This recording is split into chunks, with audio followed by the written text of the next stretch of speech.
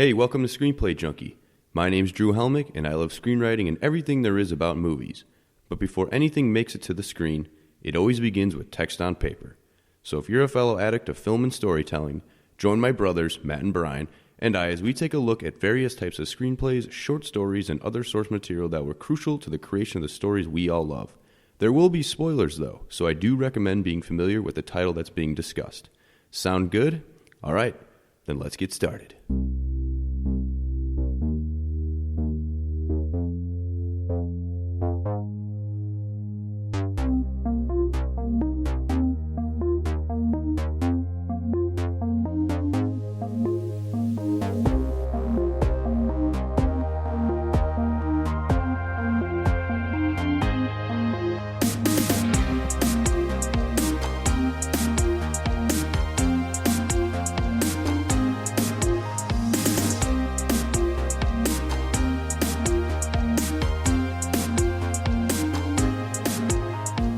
Welcome back, fellow story addicts, to Screenplay Junkie episode number 44. Drew, Matt, and Bryan here, recording on the eve of Christmas Eve. Oh, I'm super excited to be back here, fellas. In studio, again. I always like to make it known. It's always nice to have you here, that's for sure. I was just doing some good radio. I was holding up 2 4s with my fingers for episode 44, and I was like, oh, wait, no one can see this. All right, yeah. I appreciate that. 44, though. Yeah. The day before Christmas Eve. Yes. Here we are. A very suiting film that we decided to choose. So Merry Christmas, everybody. Whether, depending on when you're listening to this, Merry Christmas. Hope you had a good Christmas. Happy Hanukkah. Happy holidays. We'll cover all the holidays here. Don't want to You can leave say anybody Merry out. Christmas now, though. For a while, you couldn't say Merry Christmas, but now you can again. Yeah. So that's good. Is it a time for Christmas music now, at least? Yeah. Oh, absolutely. I mean, I'll listen to Acceptable Christmas music. tomorrow. Christmas Eve, Christmas Day, then I'm done. I don't want to hear it anymore. I mean, it's just, well, if you listen to it before Christmas, you just hear all the songs like too many times. Like, there's only so many Christmas songs. Yeah. And geez, the one, I mean, what's your least favorite? Everyone has a least favorite Christmas song. Baby Santa. Santa Baby. Santa Baby. Yeah, Yeah. okay, that one kind of, okay, I get it. Your Santa's bringing presents. You don't want to think about Santa getting his, his little freak on. No one wants to think about that. I think I'm going to, people might dislike this comment, but I'm going to go with the Mariah Carey. Dude, are you serious? No, I've heard that before. That one's a banger. I've heard it. Yeah, it's good like when you hear it like for the first time for the season, then it's just like, oh, this is all I'm listening to. And Dude, at school, that's like the can't do night it. song they would always play at the bars and everything. I'm sure. Just like, come on. My least favorite is the Paul McCartney one, just because I specifically listen to different radio stations during Christmas time, like the ones that don't play Christmas music, and then sometimes like the alternative rock stations in Chicago will play that. They'll plug it in. They'll like plug it in there. It's like, come on, like I'm here to not hear that. And that one's just weird. It's got all those weird sounds. It sounds like you're listening to like a space song. Yeah. Paul McCartney. I mean, there's some other ones too. You could say like, feel it come. Like, that's a good song. What? That's not about Christmas. But that's Paul McCartney. I'm just saying. No, it's no, not. that's Yeah, it that's, is. No.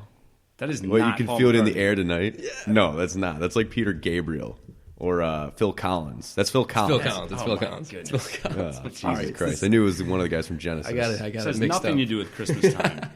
Let's get back Nothing to in. do with Christmas. Let's get back into this. So, Home Alone. I got a couple of questions I want to ask you guys and some stuff I want to talk about really quick. So let's just dive into it. So, right away, when you were a kid watching this film, did it make you want burglars to break in so that you could kick their asses? No, I don't think that. As I think about it now, I don't think I ever had that thought. It definitely for me made personally. me like imagine situations and Just be to like, imagine. For creativity, like, yeah. with like my Nerf gun, I would be like, oh man, they wouldn't stand a chance. My precision accuracy. I mean, other than that, I don't feel like I could come up with the shit he came up with, like all these different designs and just literally machines of mass destruction. Well, I guess more what I'm saying is just like, did you want to be in his position? Yeah, I guess so. Yeah. Yeah. Creatively, yes, but maybe not situationally. No, yeah. Because as a kid, Absolutely. you would severe disadvantage, but he was able to. He figured it out. Yeah, he figured it out definitely. It's funny too because like, how old is he again? He's like 9 or like 7. Or Yeah, something. he's young. He's within that age range. It's like, okay, you're left home alone at 9 to 7. You're just kind of doing what he is. Like, you take your sled down your parents' stairs. You know, you just kind of hang out, enjoy the house, jump on everyone's beds. But then when you're like 13, you just like throw a massive party, and just like everyone raids your liquor cabinet. Yeah, you and, graduate. Yeah, and then you just Uber home on like your parents' credit card. So Well, it's just not like, well, not in 1990. I'm telling you, this is like modern day, yes. Yeah, I'm just bringing it up. There's like, a couple years, you put a couple years in there, and then the whole night could change. Most definitely. And after the Home Alone original film, it spawned, what do we got, 5 films? 5 films came in total? I mean, we just found out there was a 5th. It's like a TV movie, right? Yeah, yes. All right. Never seen it. So let's just... No wonder we've never heard of it. Yeah, right? What a shocker. It's probably like a freeform ABC Family movie. That's what I'm it said. pretty Yeah, sure, it said it was ABC Family. okay. Yeah.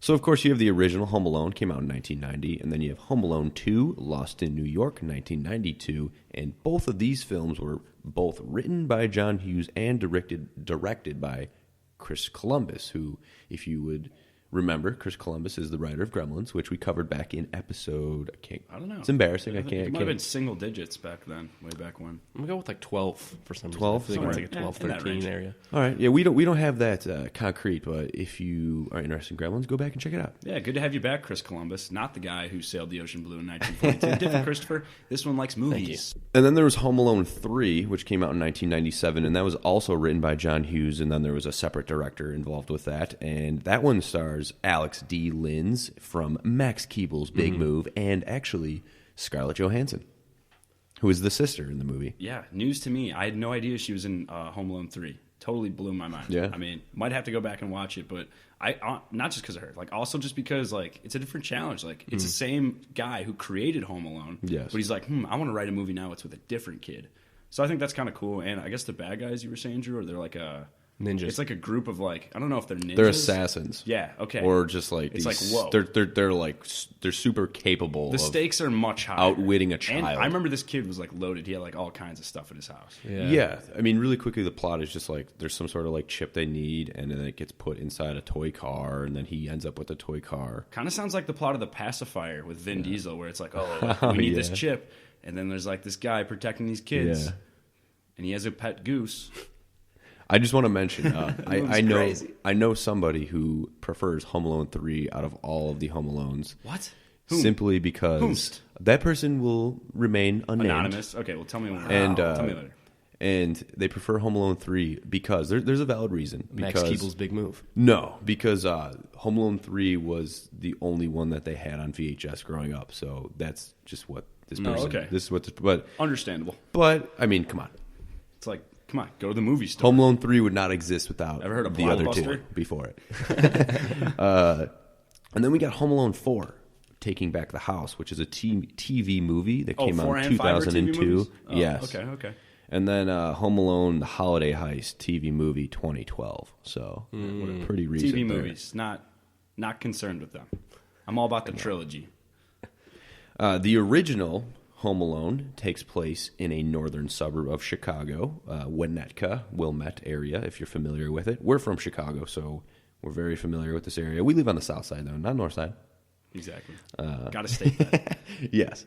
And John Hughes, he has like he originates from Michigan and Illinois, and in most of his stories, he likes to set it in the Chicago area and prefers to shoot in Chicago over the LA craziness that happens out there. So that's kind of cool, you know. Give a shout out to the Chicago area, which is pretty cool, you know. Like Homeland sites, we know like where we're shot. Yeah, exactly. I mean, he just wants to shoot at the place he likes. But I think it's cool, too. You know, you get these Hollywood actors out in the Chicago cold weather, little windy weather, you know, toughen them up a little bit. Yeah, that's true. Yeah. Especially those child actors. Macaulay Culkin. So have you guys seen the house or the church where these places? I've never seen it personally. I don't remember ever driving. We may have when I was young. I don't remember, though. I've seen the church before. I can't remember if I've ever seen the house, but I've definitely seen the church. And really quickly, I just want to talk about, since we're talking about the houses, they only used the exterior of that house when shooting. They never filmed inside the house because it just didn't fit the script. Yeah, it didn't fit what they were trying to do. So they actually okay. built like the interior of a house set inside of New Trier High School, the gymnasium. Damn. Wow. They built it inside the gymnasium. Wait, so everything you're seeing in the house, all of those shots, are actually inside of a school? Yes. What? Yeah. It's inside of a set inside a school. Yeah, so they built all of that. And That's insane. Right? Well, You would never know that. How'd they do the flooding thing then when they, in the Wet Bandits, like flooded that neighbor's house? Because they also built the set for inside the Murphy house, where at the end, right, that's when Macaulay Culkin's running through the basement and it's flooded. Yeah, it's all flooded because So of the Wet Bandits. They built the set in the empty pool of the high school. Oh, so because the water is like, all right, whatever. You know, who cares about the water? Shit, dude, Yes. that's crazy. They did so well with that. Wow, That's smart. Pretty cool. I mean, just with the Definitely. name, just Wow. with the name of New Trier. I mean, because our cousin went to New Trier High School, so it's just like, whoa, like that just Trevians. brings it close to home as far as like, plugged damn, it. like, I had a that's volleyball crazy. tournament there sophomore year of high school. You know, Yeah. so I was probably in the gymnasium where Home Alone house Yeah. was. Wow. Maybe. Yeah, so it's just like you stuff think like about it. that. It's just super interesting. That's just you know? like, those are little quirks about filmmaking where you're just like, Yeah. what? Like, what? Yeah. The Camera inside tricks. of the house isn't Camera the tricks. inside of the That's house? crazy. Wow. Yeah. So I mean, I need to give credit because I saw that on the Netflix series, The Movies That Made Us. So I learned that on that. So I'm not going to go through everything that I learned on there. If you're interested to learn about the Home Alone documentary, go and watch it. I would suggest it highly. But listen to us first. Yeah, I mean, there's probably all kinds of stuff on there that I want to check out. Yeah. I'll get to it. You know, I'll get to it. And lastly, Eventually. before we move on here, did you notice that we have the same Michael Jordan cardboard cutout that is used in this film? You brought this up to me okay. the other day, and I was flabbergasted too because we found out this thing's actually worth some money because it's from like 1988 or something. Yeah, it's from the 80s. I don't know, but yeah. It's just like a cardboard cutout with him next to like a ruler, and he's not as tall as he should be. And it's not accurate to tell you how tall you are at all, but Yeah. it's worth money. But it's the same one That's they pretty use in the cool, huh? movie when it's Yeah. connected to the train. But he just like cuts out the ruler, so it just looks like a person. Yeah, standing and the there, ball. like, holding the ball, or like yeah. I mean, he had all kinds of mannequins and everything there to set that up. Yeah. Is that arguably the most impressive thing he did? Probably. I mean, Creating everything movement is from very non-living cunning. things. Yeah, he did well. Very creative. and Especially cunning. for a kid that in the beginning of the script and movie, they're just like, you can't do anything for yourself. Yes. And he right. just like literally does it. Yes. He goes above and beyond, 110%. Yeah. While he's home alone. Well, I mean, that's pretty much all the base stuff that I wanted to talk about. Matt, do we want to go ahead and pass it off to you? Yeah, cool. So this Christmas movie came out on November 16th, 1990. Okay? Go ahead and read the log line.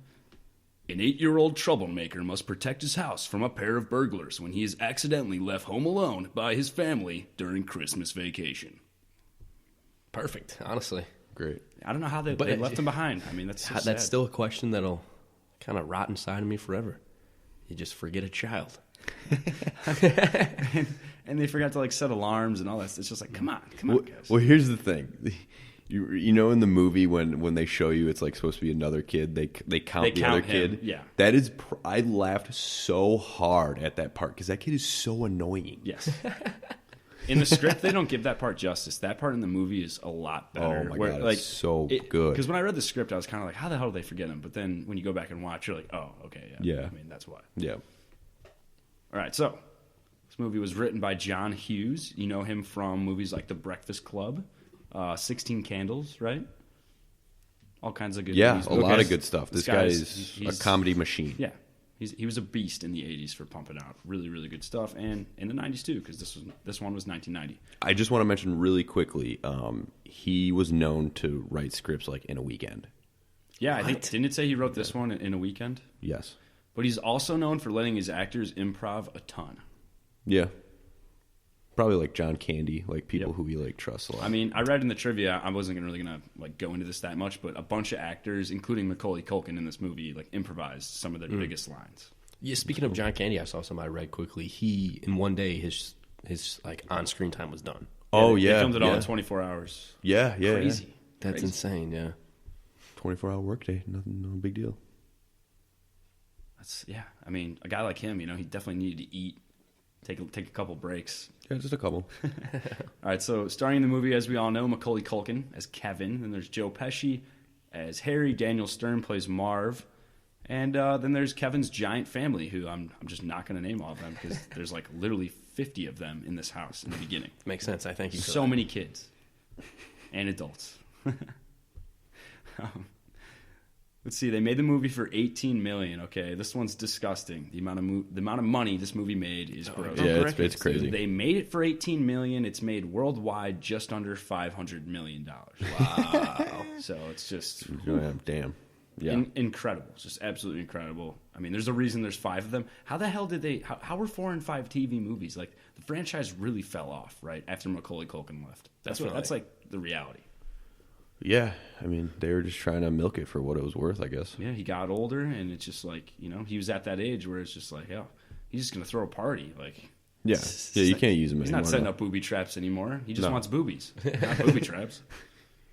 All right, let's do the trivia. All right, so Chris Columbus, the director, right, of this movie, his biggest fear growing up as a kid was burglars. Like, he was terrified of burglars, and that's why he jumped on the opportunity to help direct this movie. And I saw in the documentary that he loves Christmas, apparently. He just loves it. He loves crime, and he loves Christmas. Christmas and Chris Columbus. That makes CC. And that makes sense why Gremlins takes place around Christmas. Oh, yeah. Wow, that totally I did not does. put that together. All right, that's cool. All right, let's talk about Buzz's girlfriend, Wolf, right? The picture that Kevin finds in Buzz's room is actually a picture of a boy made up to look like a girl because the director, Chris Columbus, he thought it'd be too cruel to like actually make fun of a girl like that. Okay. Maybe his daughters or something. I don't know, but they just dressed up a boy that was actually, this guy was the art director's son. And the art director himself just made him try to look like a really ugly girl. That's a good idea. It's like a good prank works, to do to your yeah. kid, I feel like. So De Niro, right? De Niro turned down the role of Harry, which Joe Pesci took. Wow. Okay. And those are guys who knew each other really, really well. Yeah, So right. right when De Niro turned it down, Joe Pesci was like, all right, I'll do it. And Joe Pesci actually kept forgetting, like on set, that he was filming a family movie.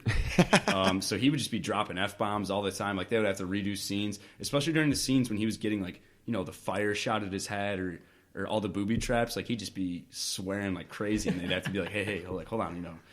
This is rated PG. I can't believe they would Use have to words remind like him that. fudge. They advised him to say fridge. Yeah, they literally advised him on set to say fridge instead of the F word. Wow. And Joe Pesci also deliberately avoided Macaulay Culkin on set because he wanted Macaulay Culkin to believe he was mean. You know, to really make those interactions authentic. Okay.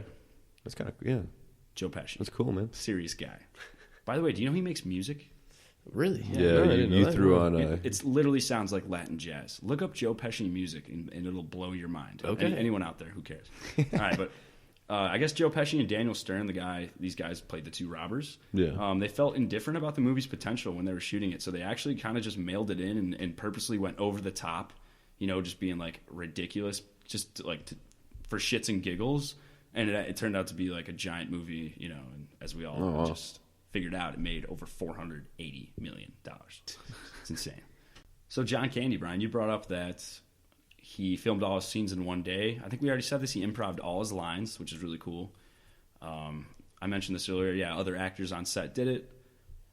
I guess John Hughes is just cool with that. I guess I know he did it in The Breakfast Club a lot. He just let those kids just like talk to each other and just kind of figure it out. Pretty neat trick for a director. like it, Definitely yeah. makes things more authentic. I think sometimes Instead of forced. situational. it's hard as a writer to speak for all these different people on one page or during Yeah, one it's true. scene. It can be difficult. So the movie, right, that Kevin watches on videotape, the part where it's keep the change, you filthy animal. That Right. thing, that's not a real movie. It's footage created specifically for this film, That's cool. which I never knew growing up. I always thought it was a movie. So did I. I thought it was just like maybe another title released under like Fox or something. It's just based upon a movie that I think what John Hughes likes. Yeah. It's called the movie it's based upon is called Angels with Dirty Faces. It's from 1938, starring James Cagney. All right. There's a name some people might know, but yeah, it's not real. It's fake footage. That's cool. I like it. Macaulay Culkin's stunt double was a very short 30-year-old man. Yeah. You can notice that on the zipline shot. Yeah, and the zipline shot, the guy's just like so much thicker. Yeah, there's no way they were throwing Macaulay out that window. Yeah, the lawsuit. My goodness. Yeah. There's no way. You can't just throw a kid from window to window on a zip line. Hey, good luck, kid. And the last thing I got, you remember Megan McAllister? I think it's his sister in the movie. No. I can't put a face to her. Well, I don't think so I either. think she's the blonde one, Megan, Okay. like his older sister, I think.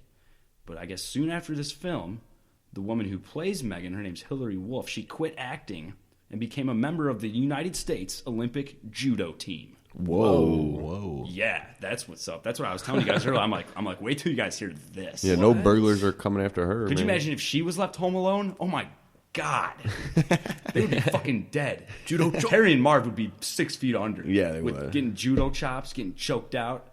I mean, I'm talking Olympic judo, guys. This is not a joke. No, she doesn't mess chance. around, This is man. not a joke. Her hands are weapons. She's dangerous. Yes. And that's all of trivia. Perfect. Well, we're going to do a little what we call a transition over to segment 2. Oh, yeah. Slide it over. Script info written by John Hughes. We had the 4th draft, and it was dated January 17th, 1990, and it comes in at 107 pages. In this segment, we're not going to run through the whole plot of the movie here. We're really just going to talk about the main differences in the screenplay and also like just other cool things that we thought were really interesting talking points to talk about. So to start it off, there were more swearing in the script. Like this was like I would say like PG-13, like yeah, like borderline. I mean, I feel like just for swearing. In 1992, they were way more lenient with this stuff. I feel like you could get away with more and still get that lighter rating. You know what I mean? Yeah. I mean, especially like, I would say like with the early draft of the swearing, like with Joe Pesci being attached to it, he would have elevated the swearing like even more. So they were probably just like, which we already know cannot do this. He was at already all. doing that on set, right? Like, yes, we already know that. Yeah, so they completely cut that out. I mean, there's probably like a couple swear words that they have, but it's nothing crazy. I didn't mention this, but I guess Marv, not Joe Pesci's character. Yeah, Daniel Stern. Yeah, so he says shit one time, and you can barely hear it, but it made it. He does? Yeah, they kept it. Someone like outlined like, oh, look it up at this exact time, and you'll hear him say it. And it's just like, well, who cares? But there is one S word in there. Why'd I call it the S word? What the hell? I don't know. Whatever. Shit. It's shit. Let's start out with the intro scene, though, you guys, because the only thing I really want to talk about this part is John Hughes' ability to illustrate like this just family's dynamic and their craziness and what's going on about how they prior to their travel to Paris, because it's hilarious. Like everyone's just running all over the place. You got Joe Pesci, who's the robber, acting as a cop, and everyone's ignoring him. And all the family members that are visiting just don't care. They're like, I don't live here. I don't give a shit. Is your mom here? Yes. Does she live here? No. You got the pizza and then guy they just there, walk too. away. And they're just like, all right, see you. Yeah. And the pizza guy too, who all he wants to do is drop off the pizza and get his money, and they just leave him out to dry. I love how Uncle Frank too. He's like, "Oh, I'll take the pizza." "Oh no, pay for it." "Oh no, that's my brother. He lives here." And he just takes all the pizza.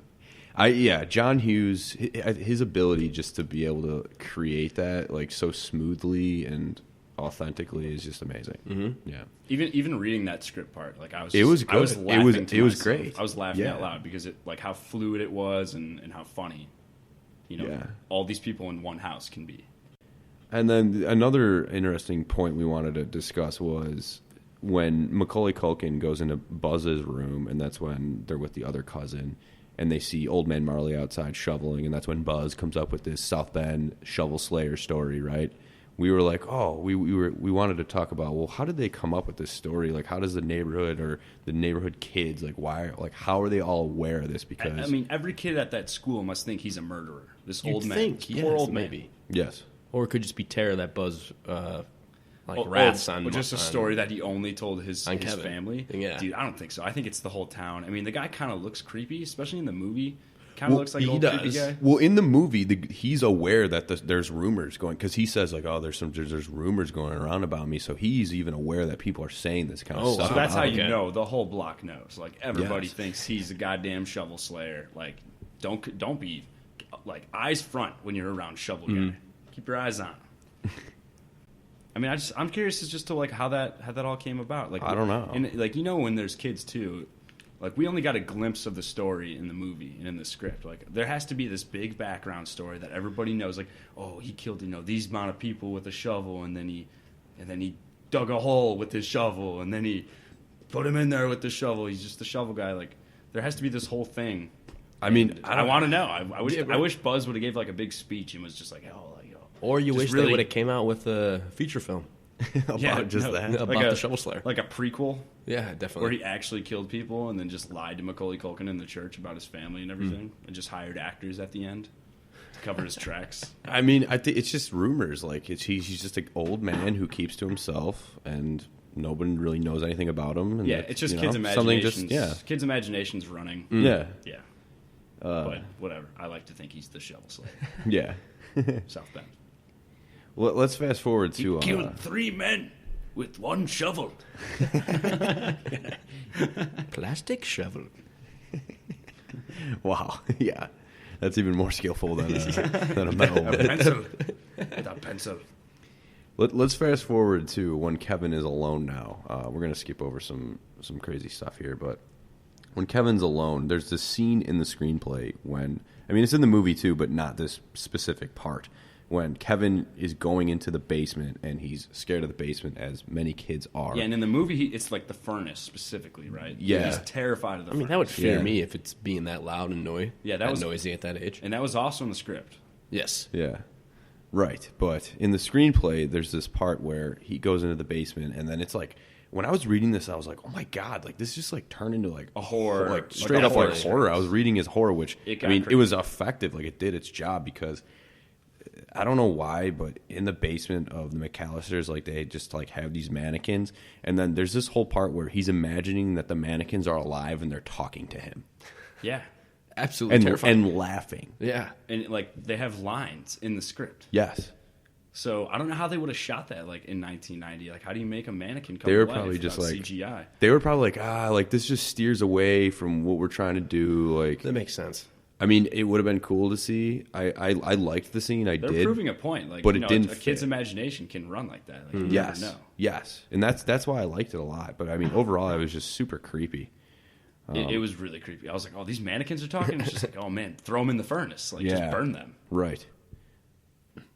And let's talk about Old Man Marley again, because his character in the screenplay compared to the film is so different. Because, yes, he has this rumor that he's the South Bend shovel slayer, but I'm talking specifically about the scene when Kevin and the old man are in the church. Because in the script, Old Man Marley is just like this lonely guy. His wife passed away, and he's just like, it seemed like he was just like waiting to die and wanting to like reunite with her, right? Basically, yeah. Which, yeah, like that's sad, yeah. But in the movie, like he has so much more depth because he's by himself still, but he had this huge argument with his son who he hasn't seen in a long time. Yeah, which parallels with Kevin's situation. Exactly. Because he got in an argument with his mom and wished them away. Yes. So it's all connected. And Kevin thinks that they're actually gone, and then he learns from Marley, like, yeah, family is super important. Like, I'm an asshole. Why did I ever wish that? Yep. So I'm glad that when they went through the revision processes that John Hughes and Christopher Columbus like realized that, because it's just the weaving of that connection is so much more whole, I think. Yeah. As a relation, yeah. Just more sensible. Yeah, I think it's that's such a scene that makes the movie especially Christmassy as hell, because they're watching the choir, he's watching his granddaughter, Old Man Marley. And then it just ties, it ties them and connects them. Yes. And then, of course, Old Man Marley saves Kevin at the end. Mm-hmm.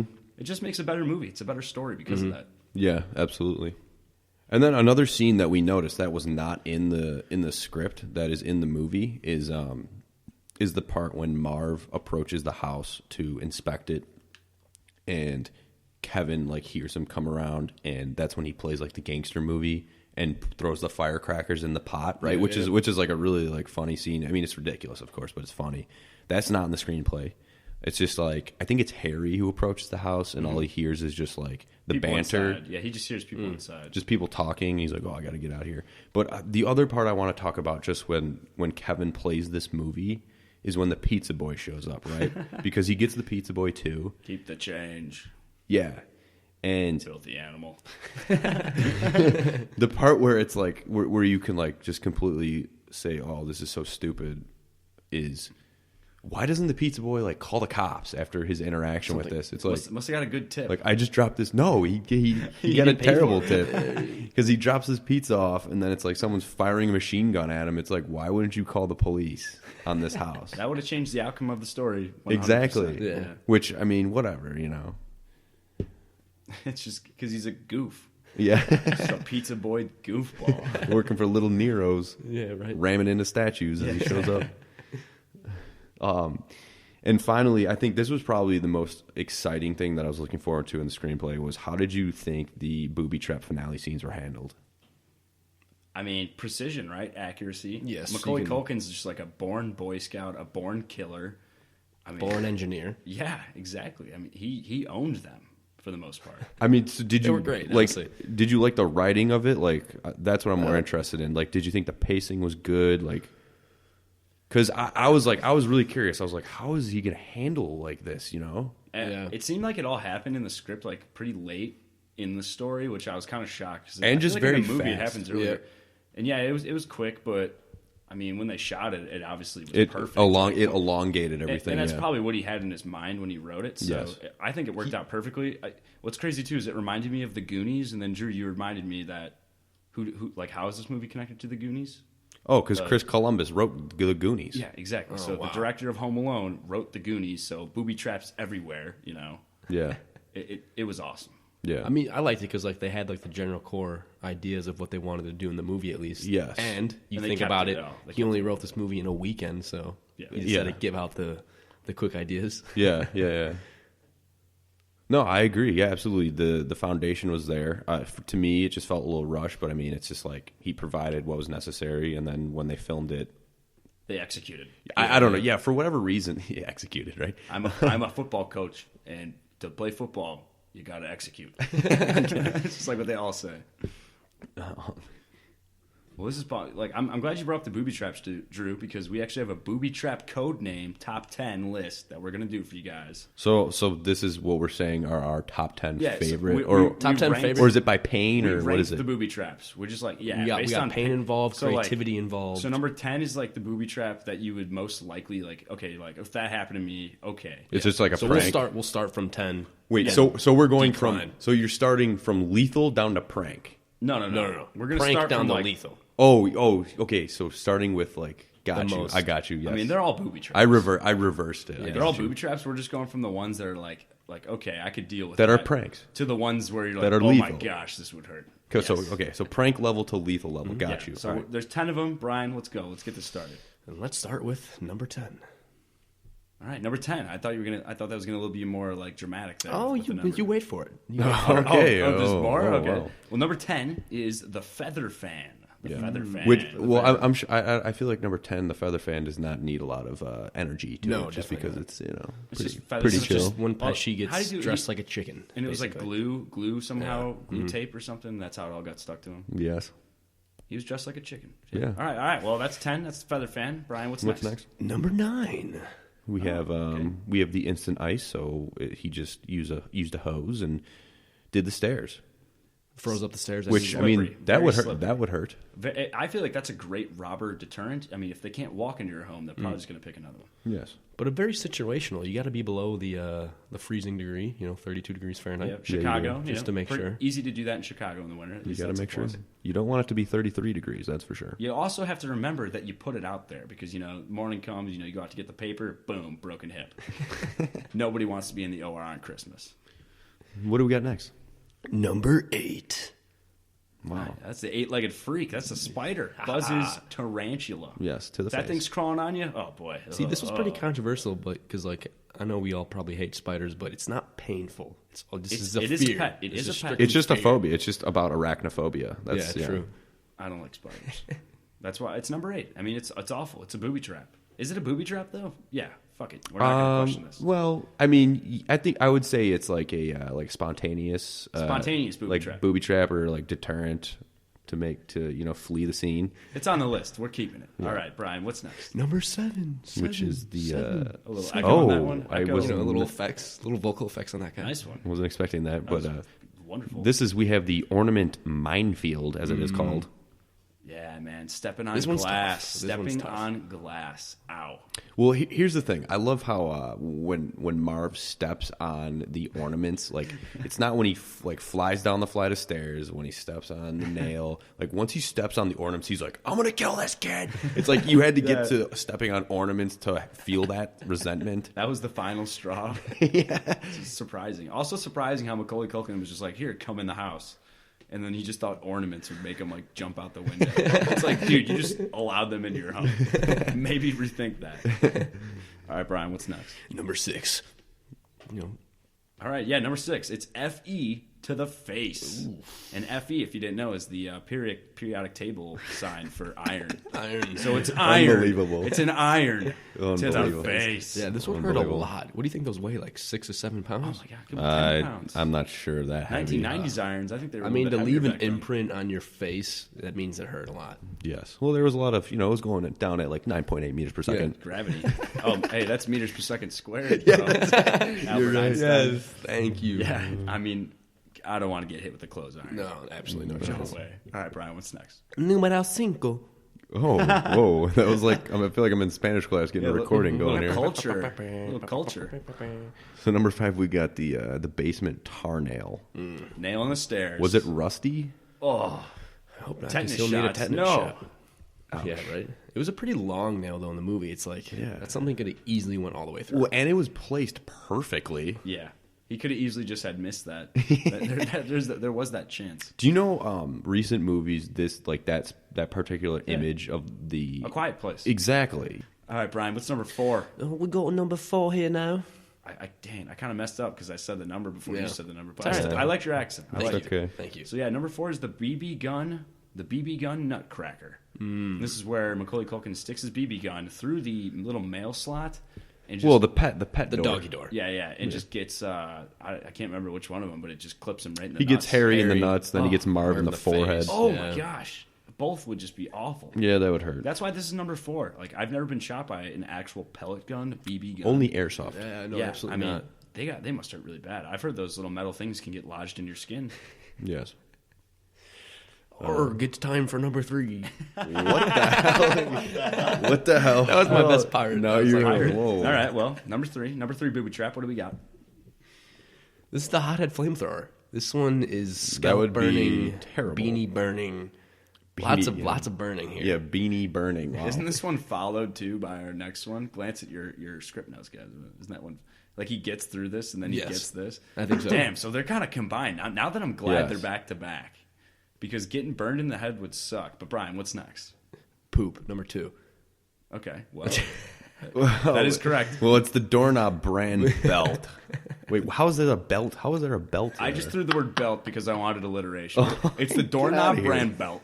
Doorknob brand belt, and that's when Joe Pesci sticks his hand on the hot gets doorknob, the M. and he gets the M branded into his hand. Oh, And then I don't know where the belt comes in, but it just sounded cool. okay. But yeah, after that, remember he walks in, and then he gets his head burnt on fire. So it's just like double whammy burns, just all kinds of 3rd-degree burns for Joe Pesci. All right, you know God, what? that would suck. I this might be a reach, but I think I know why you threw in the doorknob brand belt, because brand belt is similar to Brandon Belt, who's the first baseman for the San Francisco Giants. But what is his correlation with doorknobs? We have to Nothing. connect him to doorknobs. No, there isn't anything. So what's number 1? And the number 1 is coming up in a couple seconds now. Number 1. Wow. Good prequel to your number 1. Thank you. Yeah, number 1 is the paint can. Oh God, it's the paint can pendulum. Paint cans flying down on fishing wire At perfect directly length. at your face. Oh yeah, they've been like laser targeted with accuracy right to your dome. Yeah, no thank you. God, those would hurt. No, yeah, he had an arsenal of Even an empty paint booby can traps would and hurt. everything. Those were full paint. It knocked out Harry's gold tooth. You know, Did. That's how right. strong Knocked that- out his tooth. Yeah. Yeah, that's right. Yeah, but that was the booby trap code name top 10.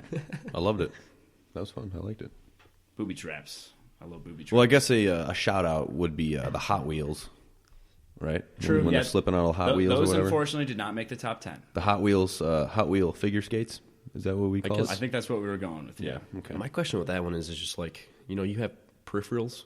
You do have peripherals. You know, how do you just not see a arsenal of cars on the ground? They were Like, too busy getting paint cans swung. I at their guess, heads, yeah, and I just- there's headset on fire Yes. and stepping on ornaments. Yeah. Wait, yeah. See, they didn't look down for the ornaments, Brian. They weren't going to look down for the cars. No. They're consistent, even though they're criminals. Right.